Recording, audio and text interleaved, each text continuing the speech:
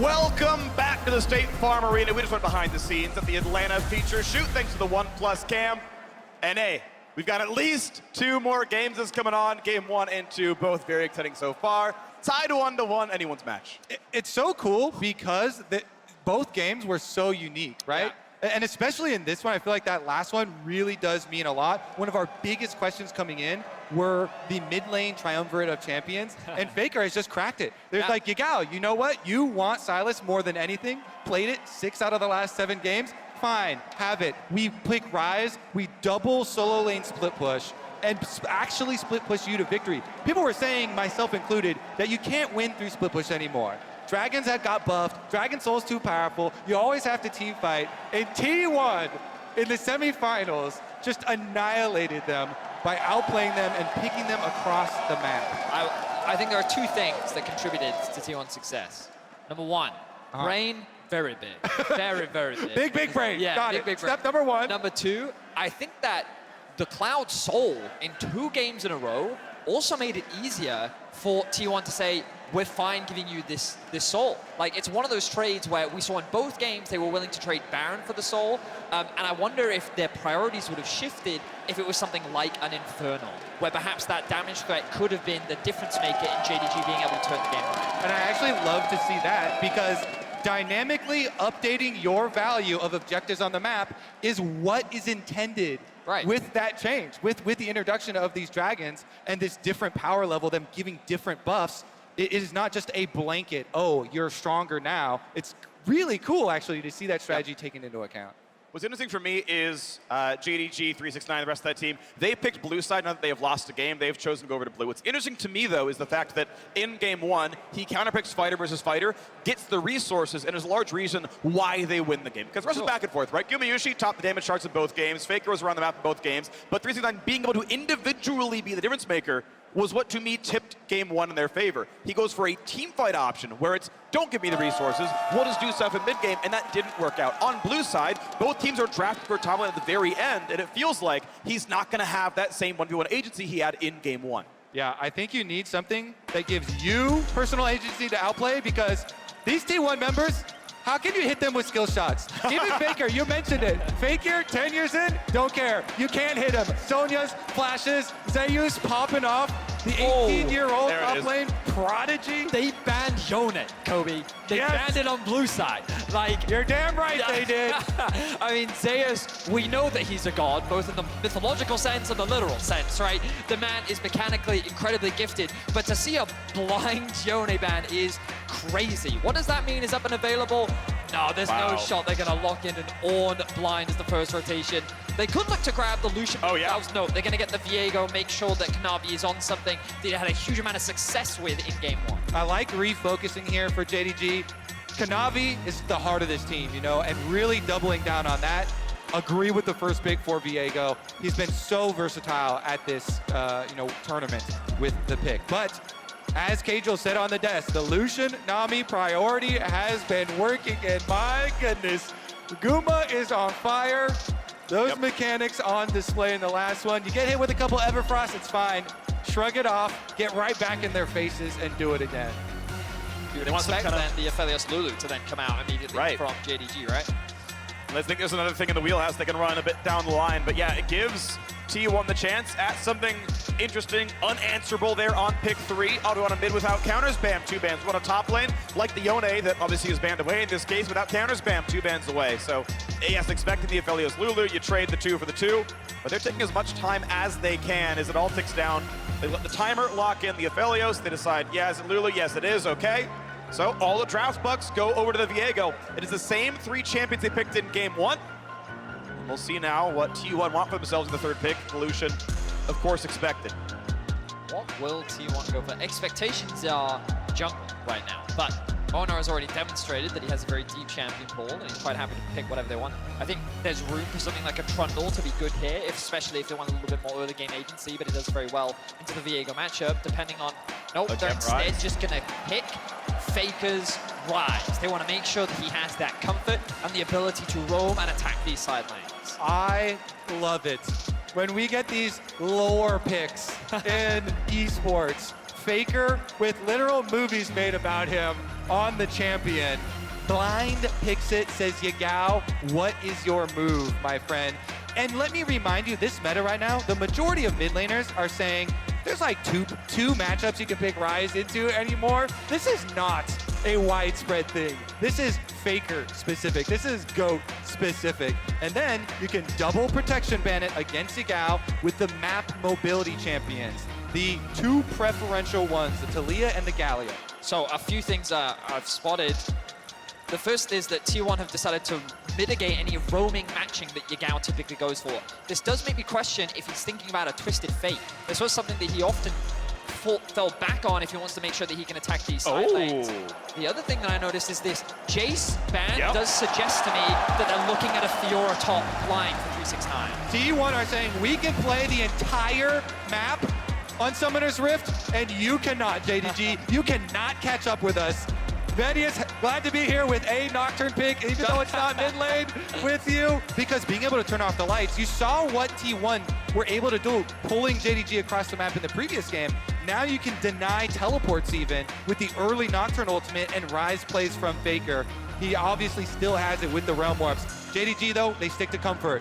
They got the Viego already for 369, throw the Renekton for 369 there, as well as the Viego for Kanavi. So the Renekton does make a lot of sense in terms of being a safe blind. There aren't many things that Zeus could pick that would give him a winning matchup, but he doesn't need a winning matchup. We know how versatile of a player he is, and Keria's just flexing through all the different champions that he could pick as an option. I actually loved the hover of the Gangplank the most because it gives him another global to work with. And I have confidence in Zeus as far as the carry play. Yeah, even though that was just a hover early, that is my preferred matchup into Renekton.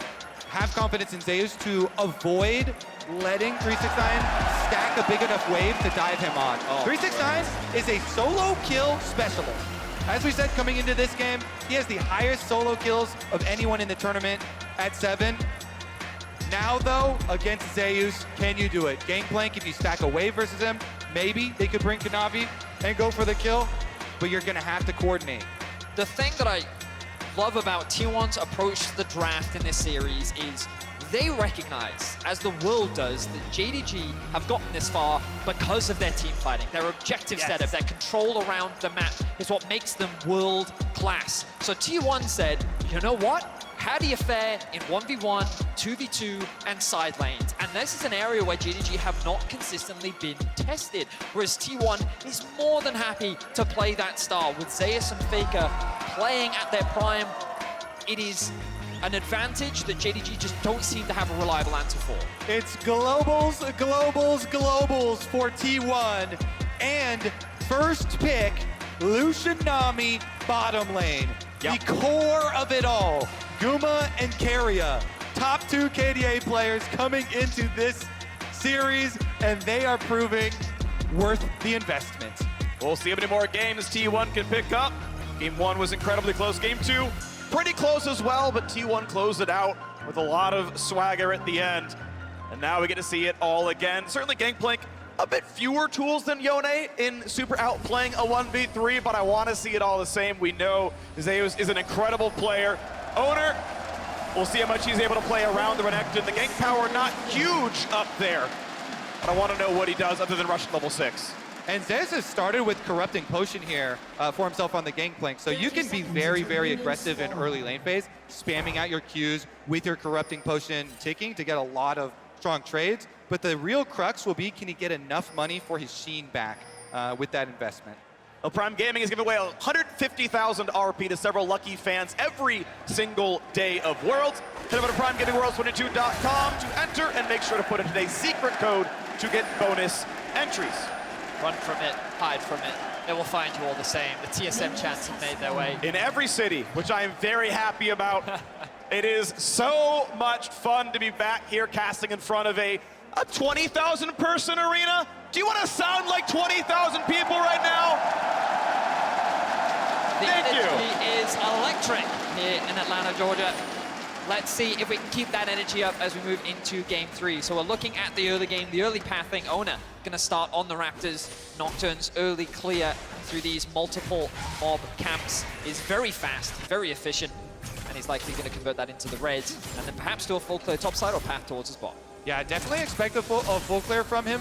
Should be noted that during 369, base tanking the barrel tri-brush play here from Zeus, he was able to get his ward there down onto the Krugs. So they'll have that timer on the Nocturne full clear. And it is also worth noting, you don't just go from Raptors to red for your full clear for Nocturne. He's trying to get all these smaller camps down and respawning quicker by going to Krugs first, then picking up red buff. It's a hyper-efficient path, right? Because as you rightly said, it gets those respawn timers going much quicker, but also what's crucial is he's doing a full clear from topside into the bot lane. The person we also have to keep our eyes on is Kanavi.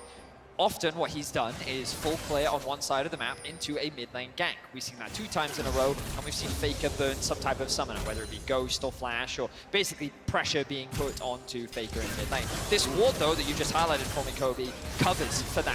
T1 have adapted, and they've recognized that this is a consistent play that Kanavi looks to make, so they're mitigating any early pressure to give FLICKR a little bit more safety in the 1v1. More poke in the bottom side, temporary 3 CS lead here for Gumayusi. He's shoving that one down. Obviously, Nocturne has rushed down to his bottom side now, gets his own blue buff at level 3, and then can kind of path back up. We'll see which way he goes long term. Yagao makes like he's putting a ward down. Looks like he actually doesn't go for it, but makes the move to say, I've warded the invade, you know. Actually finally does put it down, so we'll see if Nocturne comes through, or if he goes for a gank through. Obviously, he wants to go behind. It's hard to gank Azir from the front, and it's far enough back that the controller doesn't see it. Actually pretty important to get the positioning right away from a control ward. Kanavi has skipped one camp and is up top side. This is what I was talking about for playing against Gangplank. Stack a wave and go for the dive early. That's your opening. Here we go. Wants to find this stun at the right time. Lets the W go down, puts all the attacks down at one time. Zeus just going to let him drop the aggro, but the health bar's down to 100. He can't clear his wave very fast. The turret's been reset. Second stun comes across. First blood claimed. Kanavi will have to flash to drop aggro. They did it. They execute on the stack, wave, and dive versus Gangplank. The classic for Renekton matchup here into it. I will say as well, for that early W, Kanavi was trying to predict the flash. Even though it looks kind of weird there, Zeus holds onto his flash. He saves the summoner spell, still goes down, and is able to teleport right back, so at least he doesn't lose that many minions. And crucially, he got 11 CS and Futures Market, meaning he can afford Sheen on the recall. Yeah. That is so important as the Gangplank, and he has the item he needs to play his lane out. That was our exact question for him. Yeah. So big stuff there, even though going down. So JDG with that first blood money, repeat from Kanavi as the wave has bounced back. And Nocturne's here. Now Renekton, I mean, it's pickaxe versus Sheen. They're actually both relatively powerful here. Gets away from the barrels, gets the passive back, and the bait, the trap has been set. Zeus gonna be hit, eats the oranges, stays up for now. Oner wants a bit more, but he's waiting out. Belgian, it's nothing. The flash in, Zeus, the flash follow. It's a 1-for-1, but can Renekton win against Nocturne? The big stun, and 3-6-9 is good for a 3-1 scoreline. And there's no teleport on Zeus. Look at this minion wave. 369, he's so satisfied. Can keep the minion wave there. Zeus is gonna have to walk all the way back. Here it is, Kanavi. Such a big brain counter gank here. And then when Oner and Zeus try and flash forward to finish off the kill on him, they get the answer, and 369 can finish off the second kill as well with all the rage he had stacked up on the Renekton. The initial problem with that play for 369 was that his abilities were on cooldown. Just before that play happened, he invested everything onto getting a short trade against Zeus, which made it awkward. So Kanavi getting that initial exchange onto Zeus was really smart because it just bought 369 that extra bit of time. But it also gave the JDG top jungle an opportunity to get revenge after they got hard outplayed last game.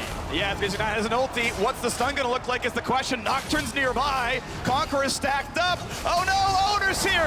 Just kidding. We got our own jungler. The fear lands. Kanavi's gonna get one. And it's time to be afraid. In the bot side, it's Hope extinguishing it from T1.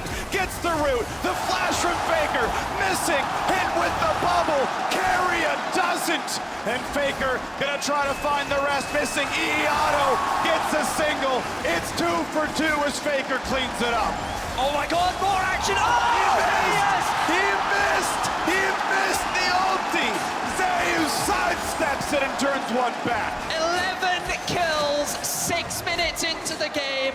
We promised you a bloodbath, and in the arena, both teams are delivering. Inject 5 games of this right into my veins. My goodness, they are so aggressive going for that dive. Kanavi here right into the face of Zeus, and he stands tall, Q right in front of him, gets the kill, plus gets that minion wave. That was so critical. You know what Kanavi was thinking? He was thinking, if I could kill him here, this Gangplank is out of the game.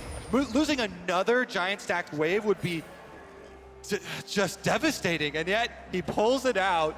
Both dives. Let's take a look at the back at the beginning before all the craziness. So 369, he gets level 6 and he's committed to getting this kill. Doesn't quite have the stun up yet, not sure where that was available, but you're gonna see him use it just now as the Nocturne spell shield gets broken by the Q into the stun. But it's enough damage for Kanavi to get that conversion and then go for a commitment onto Zeus. He's so low in the top lane. Oh, the orange heal, and he realizes Kanavi, if he stays underneath that tower, it's gonna be a 1-for-1. We didn't get to see the 2v2 kill in bot lane Oner as they get 6. back into action. Both Jungles have ultis, but there's no fight to be had. The CC not really there to be landed. Of course, missing without much available on his kit. Ulti not there just yet. Barely level 5 for Keria, so far from tidal wave.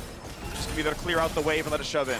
So we can see once again Kanavi covering for his laners. This is something that he's consistently done throughout the series to make sure that they can get this push underneath the tower to either allow him to invade, get deep vision, or to allow the laners to reset and spend that gold. Right now they're contesting that bot side River Vision. He will be able to secure that crab, and T1 will just be forced to watch. Now, as we move forward, what is this bottom lane gonna mean? It means Nocturne is in the lane, and it means Hope has died. Missing a bit low, but not enough damage to kill him out of the turret. Exactly, we can't even get our words out. It's so action-packed here. T1's strategy, though, remember, all the globals drafted to play around this bottom lane. The first pick, Lucian Nami, rewarded again. This is now a 2-kill FLICKR Ryze in mid lane that can roam down there, plus the Nocturne ultimate just used by Oner will secure not only turret plates for Guma and Keria, but also the dragon stacking starts now. And I think that that was really crucial for T1 because dying in the 2 versus 2 from JDG was not a great position for the Lucian Nami to be in. We've seen Gumayusi do this before, but he's able to bounce back as he demonstrated last game. But the fact that FLICKR and Oner can consistently roam towards the bot side of the map and just make sure that T1's duo stays ahead is something that Yagao just can't match on the Azir. Exactly. No lane is safe now. T1, with their draft, investing so heavily into globals. Zeus is going to be pushed off a little bit more of this top lane presence. And just getting off the XP, but the same thing, of course, was happening to the JDG bottom side. FLICKR goes back to mid to play his own wave. And Kanavi's going to take away the Krugs. As you can see, 369 gets his second plate, and the Q's going to land at the right time. Kanavi autos it a bit too early, gets it low, and Parlay takes the lion's share of the XP away from Kanavi. The gold, though, still mostly on the small ones. But now this turret dies to a simple Herald charge. They want it on Hope. They can lane swap, get him topside and summon the Herald for him. It's one of the reasons why Zeus is so hyped up as this young top lane prodigy. Not just because of the pop-off moments, because of the big carry games, but also his ability to play on the weak side here, giving up the extra wave, still staying calm, going in, last hitting with the Q on the attempted jungle, counter jungle there as well for himself. And even though he's significantly behind in CS with all the top lane focus, his ult is ready and enables T1 to make that cross-map play now. Certainly is. We'll see where he chooses to invest it. Right now, both supports have made their way back out onto the map. Keria, in the first 2 games, went deathless. So far in this game, he was killed, but by missing, which is quite ironic that the only person that can kill him before 15 minutes is another support. But T1 dead even right now with JDG with a slight gold lead. FLICKR has to be careful, though. The ultimate is available for Yagao. He chooses not to commit those. They don't know it, but they're wary of Oner and his ability to very quickly join the fight. Yeah, they're just itching to use this global composition. Gangplank ultimate ready, Nocturne ultimate ready, FLICKR as well afterwards with the Realm Warp. If they first get the kill, then he can Realm Warp the minions forward to help push on towers, and they're going now. Big Damage down to the turret, down to 2 plates itself, as Hope will be able to clear the wave out, but it forces that TP from Yagao, and it means T1 gets to push down mid lane first. Maybe FLICKR can come out of plate down to this mid lane. Much like last game, T1 with all the advantages in the questions that they can pose to JDG. Hey, what will you do if we force on bottom lane? Well, you have to teleport. Now you've got this giant long cooldown. You can't get right back to mid. They just push the mid lane in. They will take the teleport cooldown advantage and not force the dive there. Just use the cooldowns elsewhere. I like the way that you described that. It's T1, oh, hang on, ult. Nocturne is here, waits for the double dash, flashes on both of them. Is it gonna be up for the Gangplank ulti? 369 runs away, flash for flash, 2 for 1 on ultimates. 369 barely lives, has zone TP to get back to lane. The play was great from Oner. You flash commit to make sure that the tether stays in range of the champion you're looking to fear. Unfortunately, Zeus just couldn't quite get in range to deal that extra bit of damage to get the kill. Big heal, actually 140 back on that one. Kanavi getting a bit low, but he's not in range of hard CC and helps the wave get cleared. Gets his own fast recall because of the Herald and inventory, but timer down below 1 minute, has to make his way to a lane soon. I want to point out how far forward all these lanes are for T1. Look at this, the tenacious fighting. Bottom lane shoving up in the 2v2. Top lane constantly being matched by Oner in the 2v2. FLICKR as well. Mid lane. They are not letting JDG move onto this map. T1, they know how to play the early game with high aggression. This is a team that throughout the year has been known that they're incredibly dominant early game. And I think that they've demonstrated at this World Championship that they know how to transition that lead into quick wins. Most of their games, sub 30 minutes. This is a team that dominates with the early lead, but JDG, they're used to aggression, okay? They're from the LPL, the homeland of aggressive tendencies in the early game, and they are accustomed to weathering that storm. The question is, can they get the fights that they're looking for? And especially in that aggressive homeland, they're the kings of coming back. So that keeps it exciting here. We'll see if they're able to fight their way out of it this time. Well, the money of the turret does go to 369. Gore Drinker now done. As he, of course, tries to stack his armor against Triple AD, holding the front line with his Gore Drinker. Has a gold lead, but obviously the scaling so much better on the Gangplank. Keria looking for any wards that could be put down or swept away. The red buff will be claimed. I think possibly the biggest difference too in this game is that this is the game where T1 are going to be the early Dragon stacking team. So Dragon arriving very shortly here. No teleport on Zeus or ultimate from the Gangplank. This is the one that gets a little bit dicey on the timing windows. Of course, your Gangplank ultimate cooldown comes up really quickly. So as long as it doesn't happen right now. Yeah, ult for ult, 369 takes the fight. The Barrel's gonna get hit though, which means the slow is there. The passive reset, and Zeus wants to be the king of top lane. Barrels it down for a bit though, gets his passive back, flashes in, but it means the stun! Zeus flashes to deliver 300 gold. And we got more though, the fight isn't done. Tidewave coming across the bottom side. The knockup's gonna land. Lulu buys him some time, just barely does JD live. This is the battle of top laners we wanted to see. 369 struck first, Zeus bounced back in game 2, and we saw the isolated 1v1 matchup. It was close, but Zeus oversteps, and 369 comes out on top. They have them both right now. They can both show up for this one. Can he ult over the wall? Kanavi is gonna burn that one. Flashes first, Nami's there, and the kill comes across. FLICKR's on a killing spree, missing flashes for his life. They got the early roam so they can fully commit. Even with Yagao coming to try and close the gap here, T1 getting the early kill onto Kanavi means they will get priority on Dragon. They will get the objective despite Zeus. Good trade there for FLICKR. But wow, I mean, every time we see one advantage gained somewhere, the other team gains an advantage elsewhere on the map. And it was just really good awareness from T1 to commit to that bot side of the map play. They're able to collapse much faster compared to JDG, largely because of this Azir in the mid lane, and FLICKR on the rise once again is first to the play. But let's look back at this 1v1. So Zeus feeling pretty confident with his Trinity Force, but on live, I was looking at the cooldown for his ultimate. It was only a few more seconds afterwards. And you can see here he has the option with extra distance, but he flashes in instead without waiting for the ultimate, and 369 just rips him a new one. This is 369 Renekton, okay? Known for it. And he gets the last lap. Rift Herald coming up very quickly though. I popped Smiteable, who's gonna claim it. It was Oner before. This time around it does go to JDG. Kanavi gets the eye. 2 Drakes to 0. Gold actually 1,000 in T1's favor as well. The top scoreboard says T1 are winning game 3. Yagao just farming so far has not found his way into any meaningful team fights. See if the Herald charge can mean a bit more. It is 1-1 in turrets. Plates were close earlier. 369 able to hold the front line decently well. But need a seal to come back on in. Has his flash soon. Ulti's up now. Could try to find a target. Guma has his cleanse. Of course, Zeus has oranges. Everyone else is the target. So the awkward thing for T1 right now is their waves aren't in a great spot. If you look top, you can see that with no tower, Zeus' wave will force him to overextend. He is going to go answer it now as Gumayusi will be forced to dash out. But the bot lane in the same vein, FLICKR can't really be sent into that bot lane, which means that JDG could just force this skirmish in the mid lane. There was room there for JDG to actually commit onto that tower, maybe even force a fight. But they decide, you know what, now that Zeus has pushed out that top wave, we'll go and catch it, and we'll look to reset. Yeah, T1 looked to get some breathing room. They sent FLICKR down to bottom side, which is the only lane where they had already taken the outer tower. So FLICKR trying to push on bottom, get the minions up to the secondary tower, while the rest of the 4 squad here puts pressure on mid. The waves have cleared away. JDG obviously pretty good scaling on the Aphelios down here, but Guma has always put out so much damage in these fights, moving towards his own rapid fire cannon later on. Missing, gets his Aurelius done.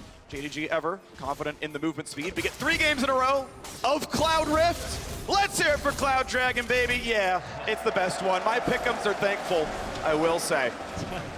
Oh, it actually has been 3 in a row. Yeah, That's crazy. I've been very keen on that one because Cloud Drake was the least killed Drake coming into this series. Oh, that's a big combo coming off, but Guma's not going to die to it.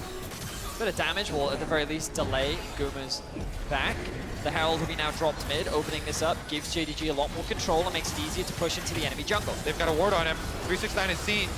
Here comes Tidal Wave, here's the rest of it, flashing on enemies. Nocturne is left alone in the back line. Gotta stay alive, the scoop coming across. It hits 2, a flash away from Keria. Somehow Oner is still not dead. Kanavi dives in, and the dive out of the tower. 369 gets 1, but it's a one-way trip. FLICKR takes him out. Yeah, that's a dive under tower, all right. 369 wanted another solo bolo onto Zeus, and he does get it, but at the cost of his own life. And it means JDG can't then finish out the tower after that little scrap. Nice little opening from Yagao, though, as he saw the angle, sweeps in, gets the knockback for the extra kill. FLICKR holds the line though, 4-0-0 now on the Ryze. He's just been picking up kill after kill, and he was the benefactor of 369's aggression. I believe he also picked up a shutdown as well. So this mid laner will only continue to get stronger, but let's have a look here. The Herald gets dropped down. Guma gets stunned up. The ultimate to disengage from JDG diving underneath the tower, but then there's no follow-up onto Oner's engage. Then the ultimate from Yagao is good, lands onto 2 members of T1. They're forced to flash out. Meanwhile, on the back line, 369 is able to get the kill onto Zeus. But look at FLICKR locking up Zeus underneath the towers, means that those stacking tower shots will hand the kill over to him. Oh, shutdown. Seems that I was incorrect in that statement, but regardless, it ends up being 1 for 2 overall, but the tower still stays strong, and T1 hold on to the gold lead. Once again, into Black Cleaver 369, he gets the build path there. Cold nearly done, so again, building for aggressive, as much damage as possible here. As we get, looks like Blade of the Ruin King on the way for Kanavi, so 2 damage items here on the Viego. The advanced plate can often be pretty common. Yeah, the double Reeker bill a bit much. Double click in that one, but not gonna be a problem here. Red gonna be claimed for an invade. Gumayusi and the rest of T1 ensuring the bottom jungle belongs to them. And they want to keep up this dragon stacking. Zeus right now, no ultimate again, as it's ticking down with him pushing on top side. Moments before the Drake. If you can get a teleport from Gangplank early on and set up your barrels through some of these brush in the fog of war, that can lead to some big explosions. But they're actually valuing just walking Zeus down now. Walking down the river, 12 seconds till it spawns. JDG are the ones who own the path down. Kanavi aggressively looks for any wards, doesn't see any. One gets put down, put out as well. Guma forcing a Aurelius out. 369 cannot find his target. Locked in place, needs to ult to stay alive, but he's feared and he's fallen. Nocturne goes for number 2. Hope dropped, a flash away from missing, but FLICKR won't, and he's unstoppable. 11-9. You can't touch Gumayusi. His confidence is insane right in front of 369. Baits him in. FLICKR's not done. He dodges the stun. Really beautiful stuff right now. Gonna try to stack the Conqueror, try to find the kill. With help from his mid laner, Azonius buys some time, but they should kill him. The ult's too early. He needs some soldiers back. He finds the army, and 1,000 gold goes to Kanavi. However, Baron is dying. T1 with an incredible team fight in the mid lane are able to usurp the team fighting powers of JDG. 369, the benefactor of all that early game gold, the big beefy frontline is shut down as T1 dance around him, dance around JDG, and secure themselves the first Baron of game 3. I love this play from Gumayusi. He is so confident right now, playing in the face of these melee champions, baiting them in, daring them to try and touch him. Stays just out of arm's length there, and T1, well, can he get away from this though? Yeah, still has cleanse and flash, was not even remotely close to dying. And Then when turret falls, T1, 1350 on the Red Bull Baron power play. Yes, they dropped the Cloud Drake, just means more can be killed. I know, it's a positive, honestly, as we crest into 2 and 3 items. Chainsword on the way now for the top laner. Look at this. He dashes in with the ultimate to get some damage here, and then allowing 369, dash forward, he just kites him into the Nami. Keria gets the double knockup. Yeah. Ulti into bubble, right into T1's hands.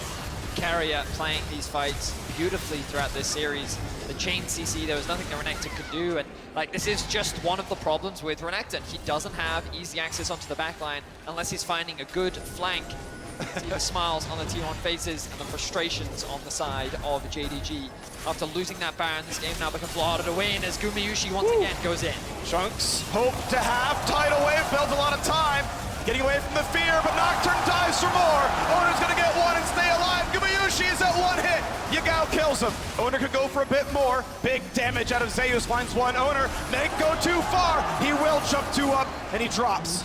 In the top side, though, a solo kill, 369. Once again rolls the dice and takes down FLICKR, not even burning a flash. into the mid lane. He's looking for the collapse. 369. Flash up in 5 seconds, could find a good target. Keria has nowhere to go, doesn't have his own flash, doesn't have a good way out. Shirley has to get his target into range. I don't know if he can get to the blast plant in time. Nicely done by missing. 369 finds the kill. JDG lose 2, but they kill 4. That's right, 4 dead on the side of T1. I was not expecting the fight to turn that way. T1 felt like they had such firm control over the game.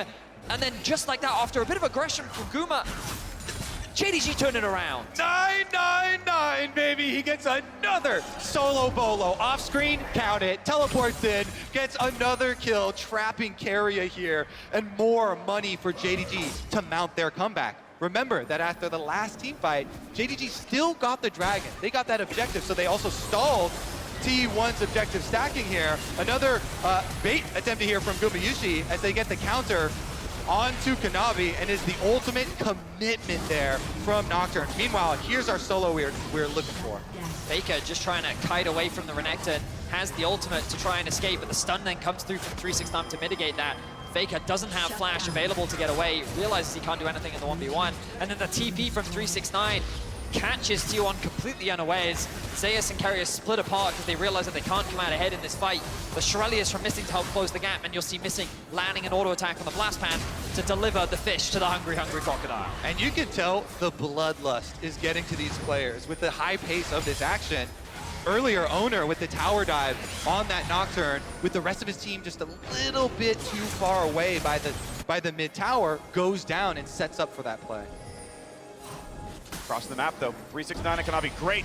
Scryer's bloom there by FLICKR. Spots going on. The rest of the team already took down the bottom jungle. They're taking down the bottom tier 2 turret as well. 4 men strong. They shove this one out. Mid lane outer turret drops, though, as well. And as Gangplank ult was required to clear out top lane, they're still going for more. Keep in mind, this is 4 pushing the bottom side. 2 turrets taken. JDG sent most of the team back to defend, but the inhibitor is already gone. Really good response once again from T1.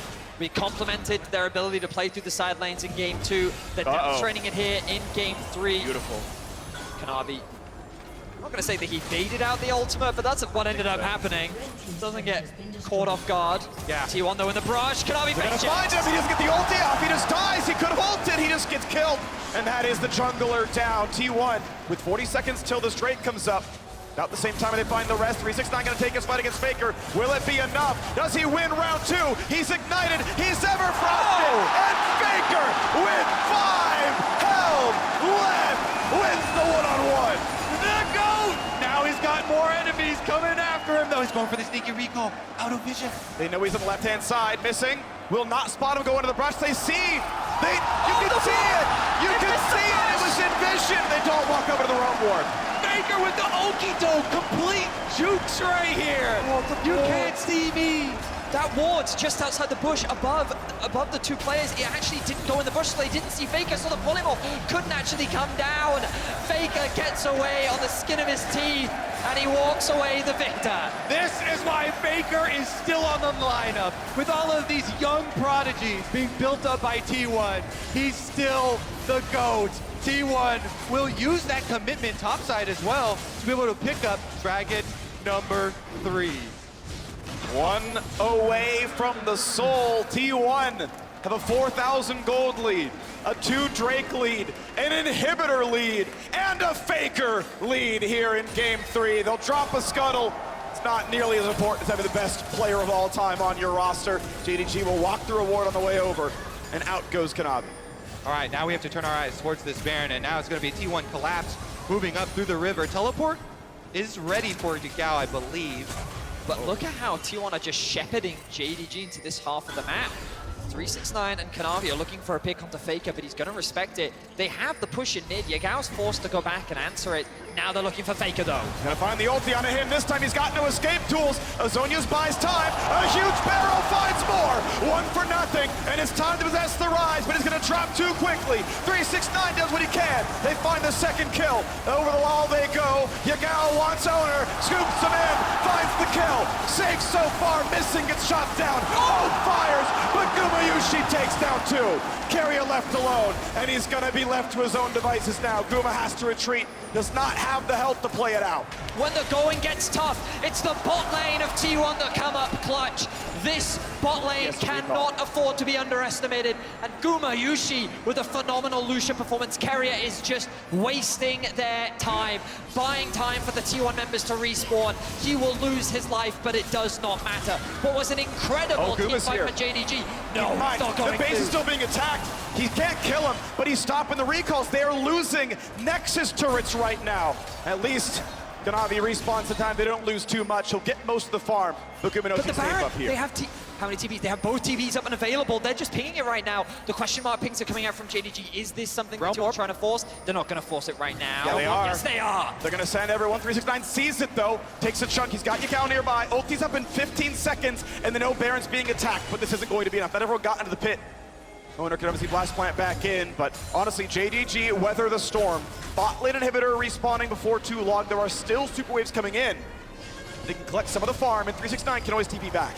What a clutch play there from JDG to actually pick FLICKR off, knowing he did not have the flash available this time around, could not delay as he did in the last time.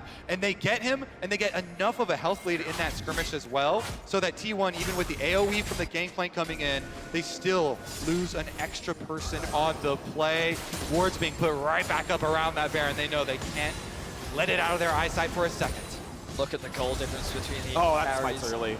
The smite will come through for Oner, making sure that T1 have control around this objective. But the AD carry difference is so stark right now. 4 items completed for Gumayusi, along with the Dirk. Means that he is, I mean, he was the carry last game. He's been a huge carry for T1 throughout this World Championship. And he is a massive threat that JDG need to find a way to shut down. FLICKR almost at death cap as well, looking at inventories here. Could have a big, big power spike, and with inhibitor on bottom side, respawning fairly soon, they can still revert to split pushing with their global advantage. The Baron is going to be started off by T1. Once again, JDG must answer the call. They must walk into... Doing without Guma. They're letting him show on the waves that they don't know it's dying so quickly, but Baron's going to drop here. Looking for the stun, not going to find it. Nocturne turns off the lights, and that's Baron claimed. Near the kill, it's an ult to safety for Kanavi. Cannot be in this fight. Oh, he's gonna die. He's gonna get shut down. The Wormwood back into the jungle takes down the ADD jungler. They're not done yet. FLICKR flashes in. Gets the root, gets a bunch of damage. They turn back. He burns a stopwatch, and that's gonna be him. Oh! The barrel hits 2. 369 does what he can, but he's got no team. Burns the stopwatch, immunes the fear, but it's not gonna matter. There's the ace. Zeus. It's a million gigantic barrels. FLICKR makes the shot call, gets him in and out of the pit, and T1 are going for the base. T1 will wipe JDG off the map. What an incredible team fight, led by Gumayusi. The man has come up clutch once again. He shuts down the core carry of JDG, and they will shut down JDG in game 2. Gumayusi may have died, but he kills a hell of a lot more. The Nexus turrets fall. Kanavi's left alone to watch. Once again, his kingdom fall to ruins. T1, 2-1.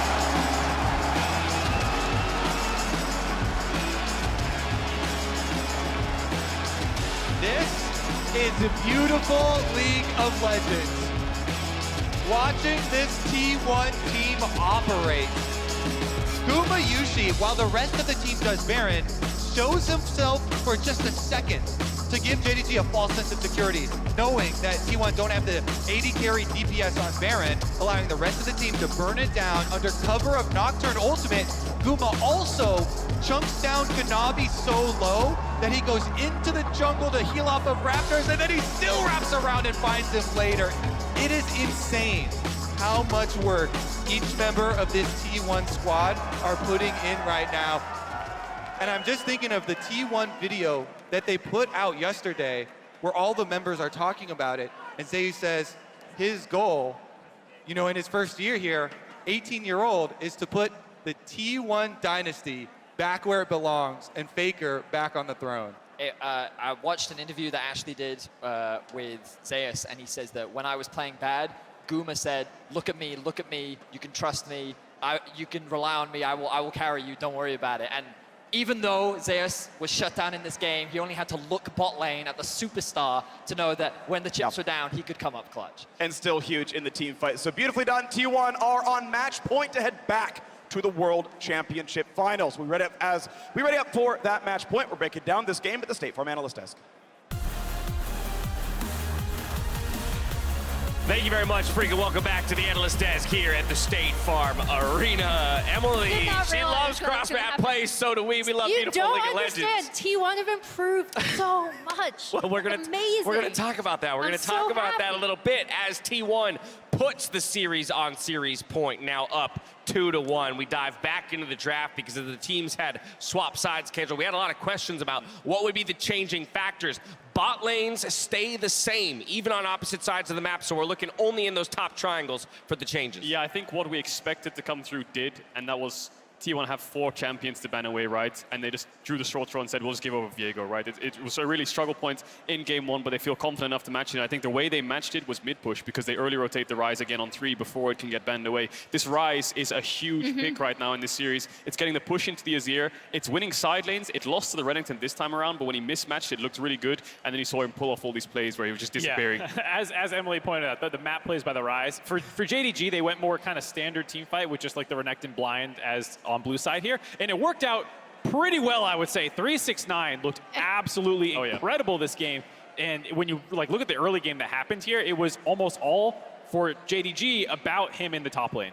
The big thing for me also is since they have just kind of handshake on these bot lanes, you do have Gumayusi popping off later. Right now, we're just going to see a top lane reel because, let's be real, this is what everyone came to see. Yeah. Right? Was the 369 Zeus, and Zeus got put down very far behind, which is why it is actually important that bot lane popped off so much. Mark, I'm just glad the teams have proven us right in making this the Mercedes-Benz feature matchup of the day. This top lane, I mean, it was non-stop action. Yeah, we talked about being a battle for the best top laner in the world. I think 369 is making a very good case, though his team is currently down in the series. He was able to find solo kills on Zeus, found solo kills on FLICKR, later was dominating in this top side and the 1 point of pressure for them on the map. Yeah, you can't really fault JDG or 369 for this game. They play heavy through top side. Oner's forced to cover on a champion like Nocturne, which struggles pre-6, but they have to cover it and fight back because the waves will always be in states that are either bouncing or diveable stacking into Zeus. So they try to fight back. They lose as expected in early stages, but if they weren't doing this and Oner was power farming, Zeus would be 0-4, 0-5, right? So he has to cover him somehow.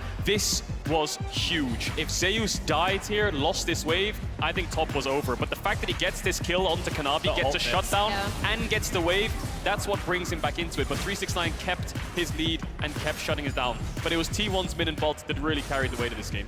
Yeah, and I think the big thing, again, for me is there was a bot side gank for Nocturne at like 8:14 in the game, and that is really what just ended up deciding that bot lane, right? So from that point on, I think this Lucian Nami were just so powerful, and then we continued to see those super important moments from Gumayusi, baiting out fights, just soaking up just as much pressure kind of as what they were doing topside. And that ended up making such a massive difference, in addition to the Ryze you pointed out, because we talked about Oner and Nocturne, and you know, somewhat if you're looking at this draft, you're like, okay, who is Nocturne's like dive buddy, right? Yeah. But the global pressure they were able to have with these two picks, the fact that FLICKR was always feinting whenever Nocturne did have to go top, FLICKR was feinting top, made sure that they covered it, and it was just absolutely huge in this game. And you can see the top laners there on your screen in the Mercedes-Benz featured matchup as 369 was getting the better hand of Zeus. But I love that point you just brought up, Emily, about the globals. And T1 are focusing so heavily on these globals through mid, right? The Galio in the first game didn't work out, but the Ryze ult can be used in so many ways to get tempo on lanes. When you Ryze ult from mid to bot, when you have Nash, Ryze ult from mid to bot if you want to kind of counter gank or set up the gank, which is what FLICKR did to turn that bot fight around to get the double kill in the early stages. And I think the beauty of the Nocturne was you finish Nash when you Ryze ult there first, and then you Nocturne ult to make sure they can't get into the steal. So you always have these quick, snappy barons that JDG always have to be conscious about. So while the draft has rightfully been warping kind of around the top side of the map, Mark, I think this is now where we finally talk about that handshake bot lane, because Gumayusi has been putting up insane numbers. That's a bad handshake. That's when you go for a handshake and the other team crushes it with their handshake. The Lucian Nami has been dumpstering this side of the matchup. You see in the mid to late game as well. Guma plays this so aggressive. He puts so much pressure on the enemy team that he actually does die often in a number of these team fights, but it's after he's pumped out so much damage because the enemy team has to react to him. You saw there, the fact that they just couldn't get on top of him gets them Baron in basically this game. And if I had to think about why JDG are continuing to go for this matchup, right, it's like, okay, well, in these late game 5v5 situations, we're going to still have a pretty strong Aphelios in fights. But the big thing is that, for the most part, T1 have not been giving them that, because they've been using their globals to split the map. And that's the beauty. Not only is it the Ryze Nocturne we touch upon, but it's also the GP ult. And I think that's so pivotal with the immobile carries, where it comes to these team fights that you're talking about. But T1 can always pull the trigger first because Lucian Nami can dash in. Double global on top of you with Nocturne and GP. Ryze ulting around the side. It's so hard to contest mid waves. It's so hard to set up objectives. And that man on your screen right now with the Lucian Nami is having a fantastic series. Yeah, I mean, across the series, averaging up 20 CS at 15 is pretty amazing. So we'll see if JDG has an answer to that in game number 4. I just want to call out, there have been 104 minutes played in this series so far across 3 games. Any idea how many kills there have been? 103. 4. You saw the stat earlier. Really? I just read one below on your stat. Really? Yeah, no, I just guessed it. Oh my god, that's correct. I just read one lower than It was in the prompter. I was thinking otherwise. I'll out you to everyone That's in here. incredible. I'll just let you know, I didn't answer because I did see it in the prompter. Thank you very much for being respectful. Doesn't say it in the 103 kills across 104 minutes. That is an astronomical 104 combined minutes. Yeah, when it comes to combined kills per minute, it is very rare to even get close to 1 per minute, and we are just about there. We'll see if we can get there in game number 4. Backs against the wall now for JDG. They got to get it done here in game number 4 to push us all the way to 5. The fate of the LPL rests squarely on the shoulders of JDG. We'll see if they can tie the series up and stay alive in game 4 right after this. But he's waiting out, Spillion of nothing. The flash in, Zeus the flash follow. It's a 1-for-1, but can Renekton win against Nocturne? The big stun, and 369. Forcing a Shirelius out, 369 cannot find his target. Locked in place, needs to ult to stay alive, but he's feared, and he's fallen. Nocturne goes for number 2. Hope dropped, a flash away from missing, but FLICKR won't, and he's unstoppable. About the same time they find the rest. 369 going to take his fight against FLICKR. Will it be enough? Does he win round 2? He's ignited. He's ever frosted. And FLICKR with 5 health left wins the one-on-one. Don't ever see it's over if I'm breathing. Racing to the moonlight and I'm speeding. I'm headed to the stars, ready to go far and start walking. Don't ever see it's over if I'm breathing. Racing to the moonlight and I'm speeding. I'm headed to the stars, ready to go far and start walking.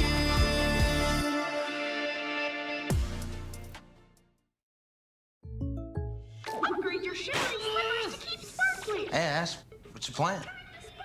A new and very serious game, Jake from State Farm. But these in-game purchases are wrecking my wallet. I can't keep sparkling, Jake. I need a sparkle. State Farm has options like combining home and auto, so you get a rate that fits your budget. Very nice. The gameplay is really strategic, I swear. For surprisingly great rates that fit any budget, like a good neighbor, State Farm is there. Call or click to get a quote today.